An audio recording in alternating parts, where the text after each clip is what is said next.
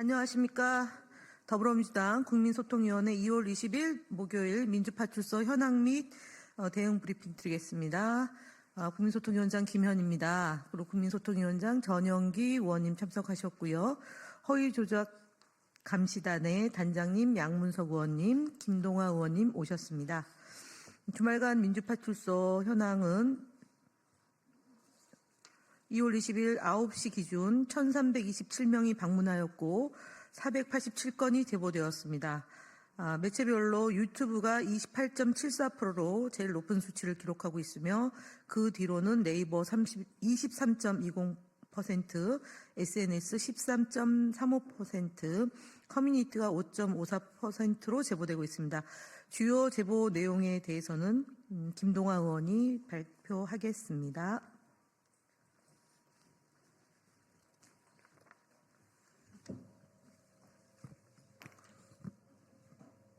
네, 민주파출소 주요 제보 내용 보고드리겠습니다.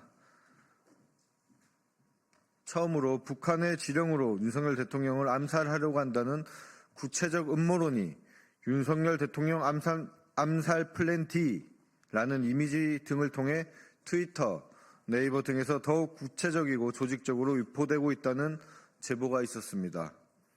이와 관련하여 우원식 대통령 임종 가능성 언급, 지령 추측 등의 이미지를 통해 윤석열 대통령 암살에 관한 의혹 글 및 이미지가 게시되고 있고 이러한 내용들이 제보되고 있습니다.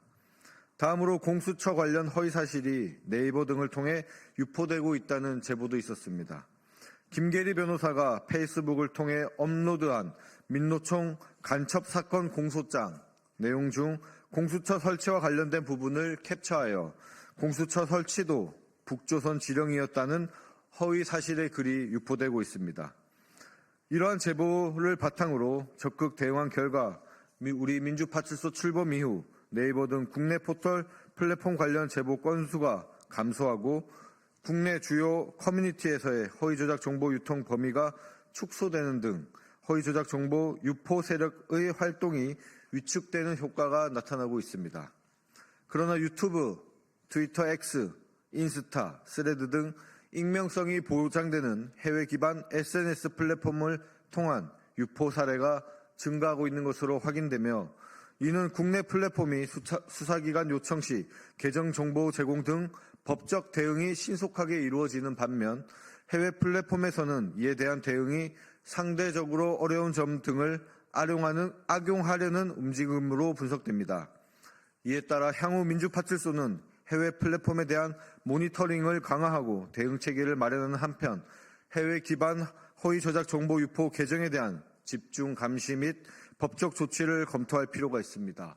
또한 해외 플랫폼과 연계해서 허위 조작 정보가 유통되지 않는 채널을 구축해서 우리 허위 조작 정보가 해외 플랫폼을 통해서 유통되는 일이 없도록 만전을 기하도록 하겠습니다. 다음으로 주요 대응 현황입니다. 네, 국민소통위원회 주요 대응 현황을 말씀드리겠습니다.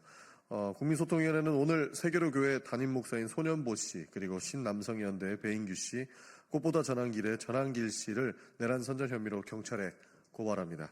이들은 여전히 윤석열 대통령의 비상계엄을 옹호하며 선전선동을 이어나가고 있다고 보고 있습니다.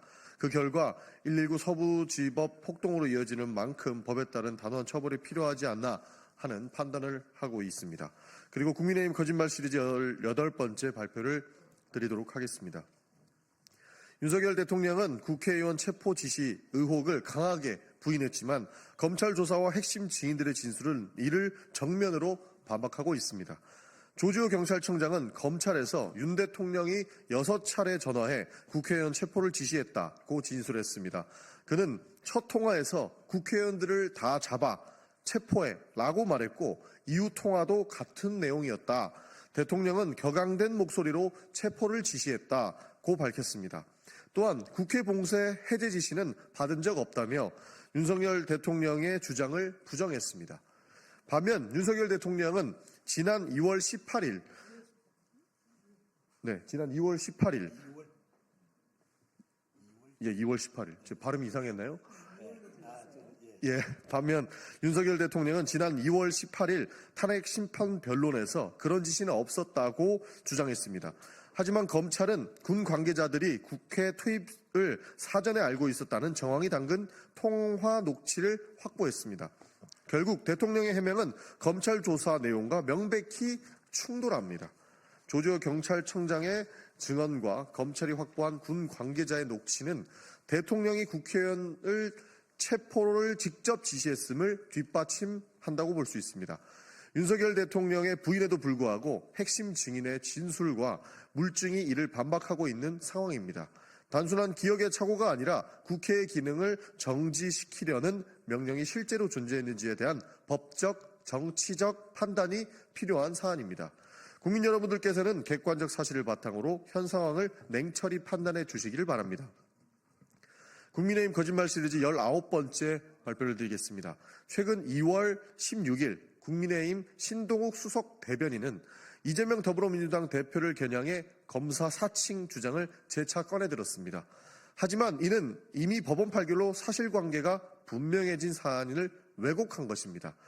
2002년 이른바 검사 사칭 사건은 PD가 취재 과정에서 검사 행세를 하면서 벌어진 일입니다. 법원 역시 이 대표가 검사 사칭을 직접 지시한 적 없다고 판단했지만 취재에 관여한 정황을 근거로 공모 혐의를 인정해 벌금형을 확정했습니다. 즉, 이 대표가 실제로 검사를 사칭한 적은 없었다라는 뜻입니다.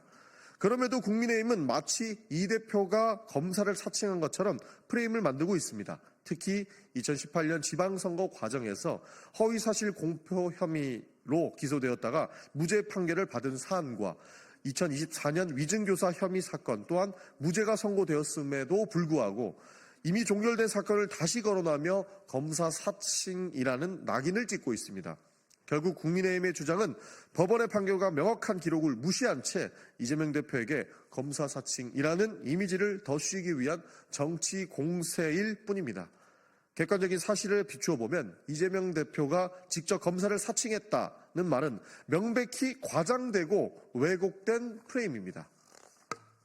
국민 여러분들께서는 이미 사실관계가 드러난 사안을 다시 끄집어내는 정치적 의도를 분별하시고 객관적 사실을 바탕으로 상황을 냉철히 판단해 주시기를 바랍니다. TV조선 앵커 출신 신동욱의 검사 사칭 이야기는 TV조선의 기본적인 본질과 TV조선을 떠났다 하더라도 거짓말하고 왜곡하고 가짜뉴스 살포에 이미 깊게 맞들인 신동욱의 본질을 보여줬던 것입니다. 검사 사칭에 대한 이야기에 대해서 우리는 진작에 다른 고민으로 대응하도록 하겠습니다. 윤석열 대통령의 탄핵 심판 변론이 이제 막바지에 이르고 있습니다.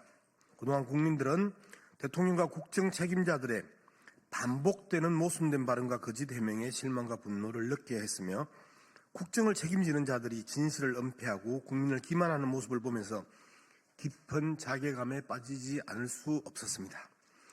이제라도 더 이상 국민들에게 실망과 혼란을 안겨주지 말고 최소한의 도리로서 진실을 말해야 합니다.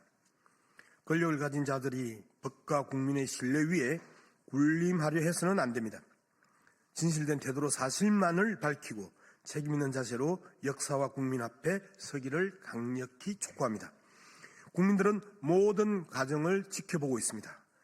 거짓으로 위기를 모면하려는 시도는 결국 더욱 큰 심판을 부를 뿐입니다. 윤석열 대통령과 관련 인사들은 더 이상의 회피와 변명 없이 오직 진실된 마음으로 사실을 있는 그대로 밝히기를 촉구합니다. 고맙습니다.